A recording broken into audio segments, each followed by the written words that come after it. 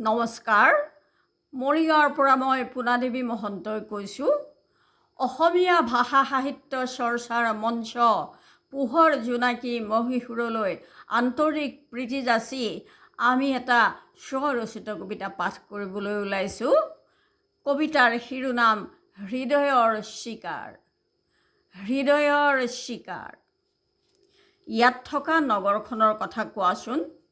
শাৰী শাৰী অট্টালিকাৰ নক্সাযুক্ত পোহৰৰ আধাৰবোৰ ৰং মেলি ৰৈ আছে।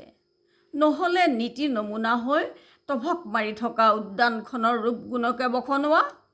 সৌৱা খিলখিলাই গৈছে এজাক গাভৰু, সিহঁতৰ ৰঙৰ পোহাৰকে মেলা, নতুবা নিজৰ ৰঙৰে মতলীয়া ডেকাহঁতৰ চিনাকিকে কোৱা। আত্মতুষ্টিত ডুব গৈ সোঁৱে বাওঁৱে চিনিব নিবিচৰা একাঙী সপোন ভৰোৱা কথাকে শুনোৱা।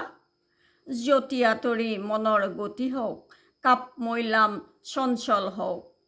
যদিও সমিধান নিদিলা দেখিছোঁ চকুৰ পতাত শীতল গাথা। জান জুৰি নৈ নিৰালি যাত্ৰা সাগৰৰে মিলাই, কহুৱাই পাৰে পাৰে সজোৱা মেলাৰে একান্নৱৰ্তী আকাশৰ ভাৱ।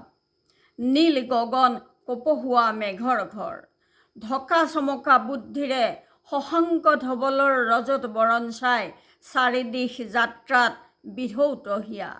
বতাহে বতাহে নৈয়ে নৈয়ে বাগৰি, ফুলে ফুলে কহুৱাই কহুৱাই সাৱটি ৰূপালী জোনাকৰ গুণ বখনোৱা মেলা।